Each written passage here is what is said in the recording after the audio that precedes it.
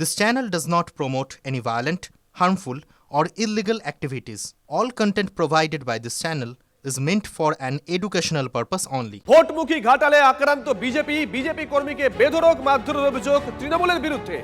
আহত বিজেপি কর্মী অমিত পরে এখন হাসপাতালে ভর্তি আছেন। ঠিক কি ঘটেছে, কার বিরুদ্ধে অভিযোগ, কোন পক্ষ কি বলছে, অসীমের কাছ থেকে জানবো। অসীম, দেখো একেবারেই শুভজিৎ, ঘাটালের যে বিজেপি নেতৃত্ব অর্থাৎ ঘাটালের বিজেপি প্রার্থী শীতল কপার তিনি এটা অভিযোগ করছেন আক্রান্ত অমিত করে ঘাটালের পঞ্চায়েত সমিতির সদস্য।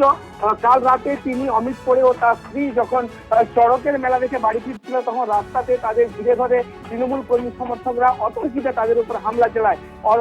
এক কথায় বিজেপি এটা অভিযোগ করছে যে তাকে মেরে ফেলার চক্রান্ত করেছিল অমিত পরেকে প্রচুর মারধর করে। তারপরে রাতেই বিজেপি কর্মী সমর্থকরা খবর পেয়ে সেখানে গিয়ে অমিত পরেকে ঘাটাল হাসপাতালে চিকিৎসার জন্য ভর্তি করছে।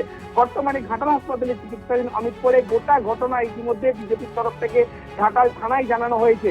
দেখো পুরো ঘটনা কিন্তু ইতিমধ্যে অস্বীকার করছে ঘাটালের তৃণমূল নেতৃত্ব। ঘাটালের তৃণমূল নেতা বিকাশ কর তিনি কিন্তু পুরো বিষয়টি অস্বীকার করেছেন। তিনি পাল্টা যেটা বলছেন ওই এলাকায় বিজেপি ক্ষমতায় রয়েছে।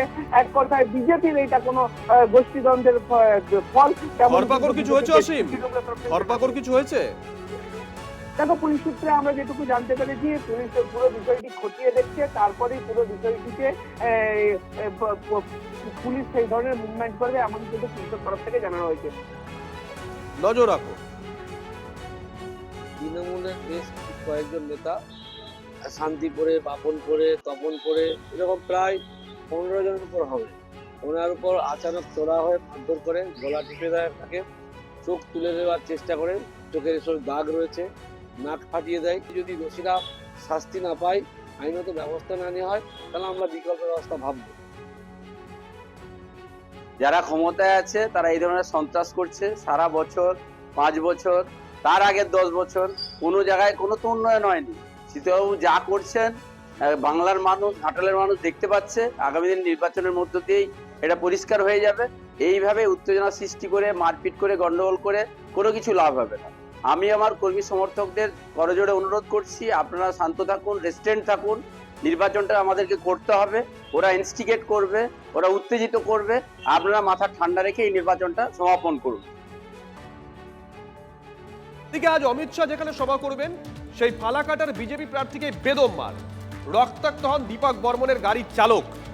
বিজেপি প্রার্থীর দাবি তৃণমূলের প্রধানের নেতৃত্বেই হামলা হয়েছে, যা মানতে চায়নি তৃণমূল কংগ্রেস। পুলিশ দেখেও কিছু করেনি বলে অভিযোগ দীপকের।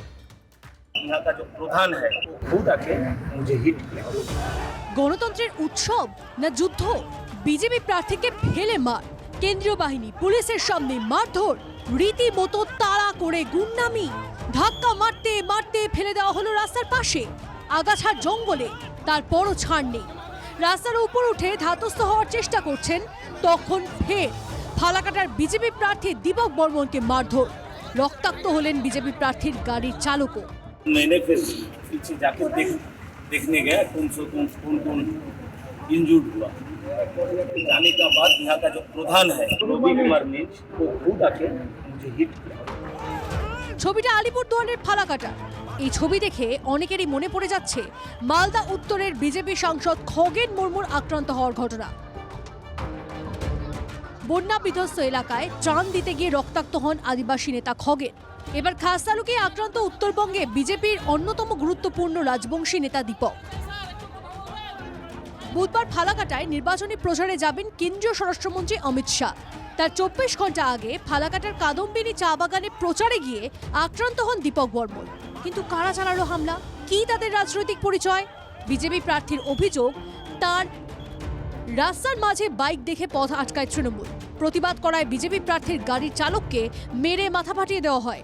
দীপকের দাবি ততক্ষণে দলবল নিয়ে পৌঁছে যান এলাকার তৃণমূল পরিচালিত পঞ্চায়েতের প্রধান রবি কুমার মিঞ্জ। রবি কুমারই তাকে মারধর করেন বলে অভিযোগ দীপকের। পুলিশের ভূমিকা নিয়েও বিস্তর প্রশ্ন ফালাকাটার বিজেপি প্রার্থী। अमित भाई से कहिए हमारा बंगाल का हालत ऐसे है, तृणमूल का पैर की तला से माटी फिसल गया, इसीलिए वो ये गुंडागर्दी कर रहा है। একজন সিটিং বিধায়ক তিনি আবার ক্যান্ডিডেট হয়েছেন, তাকে যদি এইভাবে রাস্তায় ফেলে মারধর করা হয় তাহলে এই রাজ্যে গণতন্ত্র কোথায় আছে, আর সাধারণ যারা কর্মী, বিজেপি কর্মী, তাদের সুরক্ষা কোথায় আছে? 2021-এ প্রথমবার ফালাকাটা বিধানসভায় যেতে বিজেপি, বিধায়ক হন দীপক বর্মন, মার্জিন ছিল 3990। 24-এর লোকসভা নির্বাচনে জমি আরও পোক্ত হয় পদ্মের, 8966 ভোটে লিড পায় বিজেপি। এবার টক্কর কার্যত শেয়ানে শেয়ানে, তারই মাঝে রাজবংশী নেতার এমন বেদম মার খাওয়ার ছবি দেখে তেতে উঠেছে উত্তরের রাজনীতি।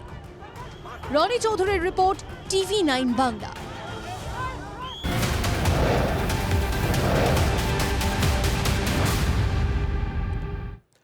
অন্যদিকে ভাতারায় সেখানে বিজেপি প্রার্থীর প্রচারে উত্তেজনা, স্লোগান পাল্টা স্লোগান, ধুন্ধুমার পরিস্থিতি। গতকাল প্রচারে ঢেরিয়া গ্রামে যান বিজেপি প্রার্থী সৌমেন কারমা। প্রচার চলাকালীন তৃণমূল বাধা দেয় বলে অভিযোগ ওঠে। জয় বাংলা স্লোগান দিতে শুরু করেন তৃণমূলের কর্মী সমর্থকরা, এমনটা অভিযোগ। পাল্টা জয় শ্রীরাম স্লোগান দেয় বিজেপি। দুপক্ষের বচসা গড়ায় ধস্তাধস্তিতে পুলিশ আর কেন্দ্রীয় বাহিনী এসে দুপক্ষকে সরিয়ে দেয়। আপনাদেরকে মুহূর্তে ছবি দেখাচ্ছি আমরা।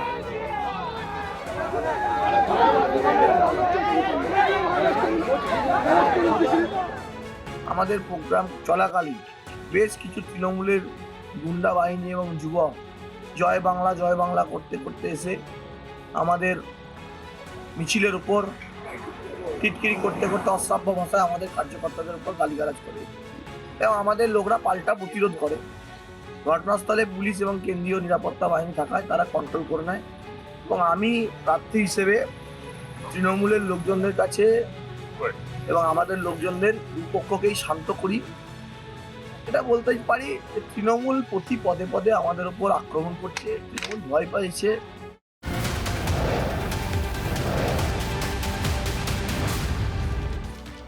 দেখুন, 23শে এপ্রিল রাজ্যে প্রথম দফার বিধানসভা ভোট, আর এই ভোটে কত কেন্দ্রীয় বাহিনী মোতায়েন করা হবে, কোন জেলায় কত বাহিনী থাকবে, তারই হিসেব দিয়েছে নির্বাচন কমিশন। হিসেবটা কেমন, ঠিক কি রকম, শ্রাবন্তীর কাছ থেকে ডিটেল নেব। শ্রাবন্তী, দেখো, 573 কোম্পানি প্রথম দফাতে বিভিন্ন জায়গায় মোতায়েন করা হয়েছে। এর মধ্যে দার্জিলিং এ 61 কোম্পানি থাকছে। পুরো উত্তরবঙ্গে যদি দেখা যায় সেখানে 100 কোম্পানি বাহিনী বিভিন্ন জায়গায় থাকছে। শুধুমাত্র কোচবিহারে 146 কোম্পানি বাহিনী থাকছে। অন্যদিকে মালদাহে 172 কোম্পানি রয়েছে, মুর্শিদাবাদে 240 কোম্পানি রয়েছে।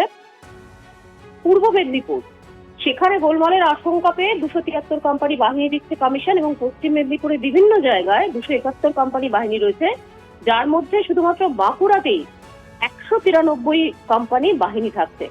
অন্যদিকে আসানসোল দুর্গাপুর পুলিশ কমিশনারেট, সেখানে 125 কোম্পানি বাহিনী থাকছে। এই মোট বাহিনী দিয়ে প্রথম দফা নির্বাচন করতে চলেছে নির্বাচন কমিশন। ধন্যবাদ।